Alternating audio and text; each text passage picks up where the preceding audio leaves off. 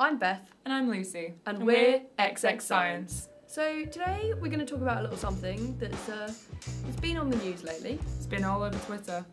This episode we're going to call The Rise and Fall of Boaty McBoatface. This is an issue that's very close to a lot of people's hearts all of a sudden. It's a science topic that's actually been talked about by the public. Yeah, so I guess first off, what is this boat? This boat is a vessel, it's a research vessel for the Antarctic Ocean? Antarctic. For the Antarctic Ocean. And it was basically, it's been commissioned by the NERC, who are the National Environment Research Council. So they basically put out a sort of, they phrased it as a contest to name their next boat. And so this kind of happened as in the form of a survey. So it allowed people to suggest names, and one that suddenly appeared with rising popularity was Boaty McBoatface. And Boaty McBoatface actually won the competition, so most people voted for it. Yeah, with quite a high lead. Yeah, so 124,000 people voted for Boaty McBoatface.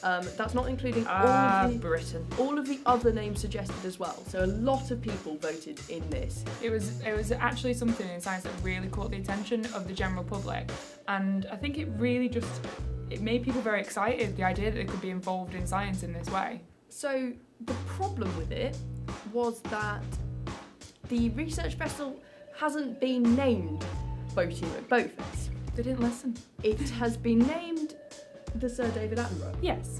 So it's a royal research vessel, or royal research ship. So I think it's the RRS. Sir David Attenborough.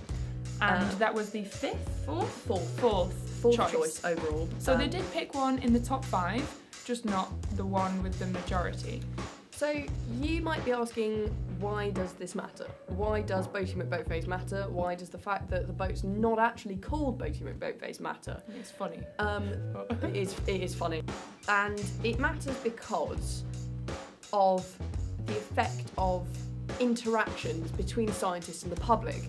So quite a lot of the time, a lot of members of the public see scientists as kind of having a bit of a superiority complex, and you can see that in the way that even news is reported. It's scientists say XXX. Yeah, and then comedians will talk about it as boffins, talk about this, as though it's completely external from everyone else's lives. And it's unreachable to the public. So what this survey did was enable the public to directly interact with something that's actually really quite important, an Antarctic research vessel. And then they ignored what the public said. In a kind of, thanks for that, but no. So it made concessions as well. So basically an onboard submarine, so a submarine on the research vessel, it is also a yellow submarine on the research vessel, has been named Boaty McBoatface. Even though it's not a boat. No, it should be Submarine McSubmarine-face. Or Subface, I don't know. Subby McSub, yeah. Anyway, so basically it could come across as if the high and mighty scientists have asked the public for their opinion and gone, no, we don't like that, but here, have a little boat that will, we'll appreciate your joke. Ha ha, very funny, but it's called the Sir David Attenborough. So we're going to chat a little bit about the pros and cons and why this was maybe a good idea and why calling it Boaty McBoatface would have been a really good idea, and why it could have been gone awfully wrong on a larger scale. Yeah, so my initial thoughts were, if it was being caught when it was coming up on Twitter and everyone's going, oh, this is going to be the name of the boat, this is one, I was thinking, okay, yeah, it's funny, people remember it, people are getting involved in science, people now know what the NERC, apparently I don't, what NERC is, and they're also like, they're understanding the manufacture of it, they're understanding the process, they're getting involved with science, which is great. And also, it's funny. It is funny. funny. We're Britain, and we're funny in a weird way. And the thing is, scientists aren't not funny. We're hilarious. No. It's light-hearted. It's showing a kind of, like, I've met a few scientists who have no sense of humour at all. I have seen brick walls that are more entertaining than certain scientists. But a lot of them most of them There's a are bumblebee. hilarious. Bumblebee that's named something Bazinga after Sheldon Cooper because science. Yeah. Science is silly. So science. It doesn't need to be formal. Yeah, calling it Boaty McBoatface would have shown that scientists don't have this much of a superiority complex.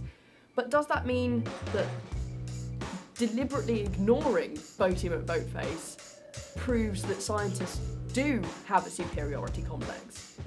These are all questions that have come out of this. So they've also, again, ignored public choice, which can have, it could have potentially huge impacts on stuff. What if the entire general public says, no, we don't want you to research using anthrax as a bioweapon? And science goes, okay, That's nice. let's cover Russia in anthrax. Yeah. Like, that's the kind of, I know that's projecting, but it's the kind of thing that could be brought up.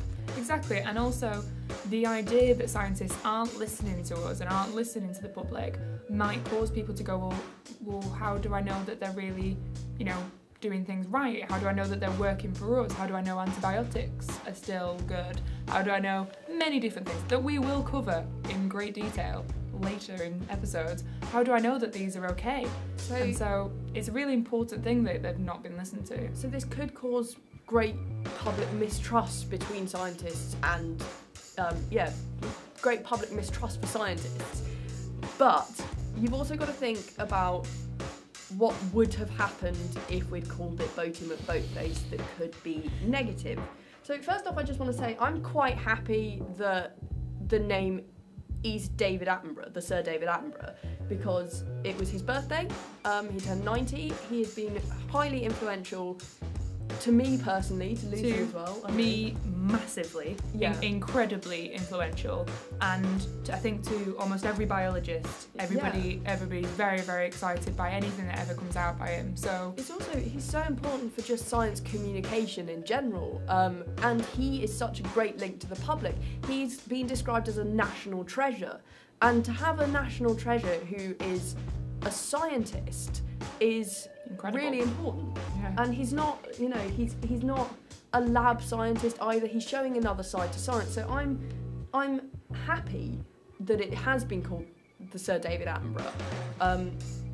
But also, there's a custom on boats where if you're announcing your presence to another boat, you have to repeat your own name 3 times. So give us a little rendition of what that would sound like. The captain of the Royal Research Vessel would have to say, this is Boaty McBoatface, Boaty McBoatface, Boaty McBoatface, to... Let's say Russia. Yeah. Or another group of scientists. Another group of scientists from a big other country that they may have a completely ordinary name and they're going, why? Why have you done this? Also, any research, because this is a research vessel, any research that comes out that uses any information from this boat will have to write the name of the boat in any scientific journals. Yes. Which, students have to read and it'd be funny, but it wouldn't be funny for peer review. It wouldn't be funny when the people who are having to write this research were writing it up. So it could make Britain a laughingstock for other countries. So it could make us an international laughingstock. But is that important? Is that more important than not listening to the public? Yeah. So there are pros and cons in this case. So a lot of them, the individual importance of a boat being called one thing or another doesn't really matter. Neither of the options is offensive.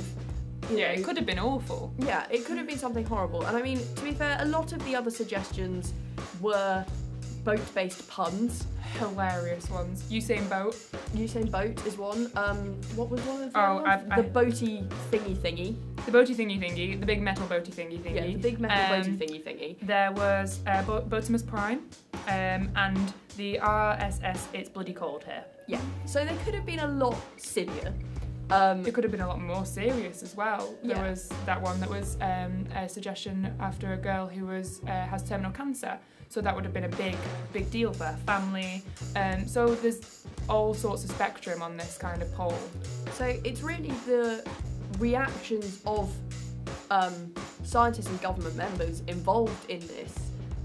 So I think an admiral basically said that it was nonsense and farce, and this is why we shouldn't let the public do this kind of thing, which is obviously, again, not fostering good relations between these two sort of teams of science and the public. Yeah. Whereas a poll that was done by the Science and Technology Committee on Twitter found that 73% of the pollsters thought that this was a PR triumph as opposed to a PR disaster.